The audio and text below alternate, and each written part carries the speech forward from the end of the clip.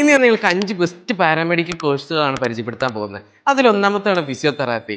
നിങ്ങൾ ഈ ഫിസിയോതെറാപ്പിസ്റ്റ് കേട്ടിട്ടുണ്ടോ? അവർക്ക് ഈ കോഴ്സ് പഠിച്ചവരാണ്. ഇതിൽ ഫിസിക്കൽ ഇഞ്ചുറീസ് മൂലം ഉണ്ടാകുന്ന മൊബിലിറ്റി ഇഷ്യൂസ് ഒക്കെ എക്സർസൈസ് വഴിയും മാനുവൽ തെറാപ്പി വഴിയും പിന്നെ മറ്റു പല ട്രീറ്റ്മെന്റ്സ് വഴിയും പേഷ്യൻസിനെ റിക്കവർ ചെയ്ത് എടുക്കുന്നതാണ് ഫിസിയോതെറാപ്പിസ്റ്റുകളുടെ മെയിൻ ഡ്യൂട്ടീസ്. രണ്ടാമത്തെ കോഴ്സാണ് മെഡിക്കൽ ലബോറട്ടറി ടെക്നോളജി. നിങ്ങളുടെ വീട്ടിൽ പ്രായമായവർ അവരുടെ ബ്ലഡ്, ഷുഗർ, യൂറിനൊക്കെ ടെസ്റ്റ് ചെയ്യാൻ ലാബിൽ പോകുന്നത് നിങ്ങൾ ശ്രദ്ധിച്ചിട്ടുണ്ടോ? അവിടെയുള്ളവരൊക്കെ ഈ ഒരു കോഴ്സ് പഠിച്ചിട്ടാണ് വർക്ക് ചെയ്യുന്നത്.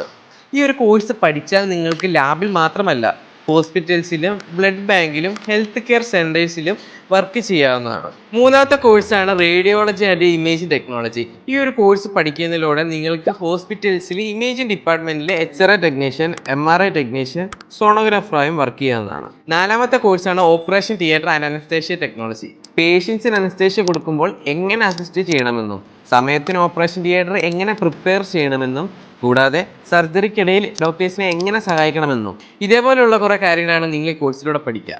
ലാസ്റ്റ് ആൻഡ് ഫൈനൽ കോഴ്സാണ് കാർഡിയാക് കെയർ ടെക്നോളജി. ഈ ഒരു കോഴ്സിലൂടെ ഒരു ഹാർട്ടിൻ്റെ പ്രവർത്തനം എങ്ങനെയാണെന്നും ECG പോലെയുള്ള മെഷീൻസ് എങ്ങനെയാണ് പ്രവർത്തിക്കുന്നതെന്നും ഹാർട്ട് സർജറി നടക്കുമ്പോൾ ഒരു പേഷ്യൻറ്റിനെ എങ്ങനെ മോണിറ്റർ ചെയ്യണമെന്നും എന്നിങ്ങനെയുള്ള കാര്യങ്ങളാണ് നിങ്ങൾ ഈ കോഴ്സിലൂടെ പഠിക്കുക.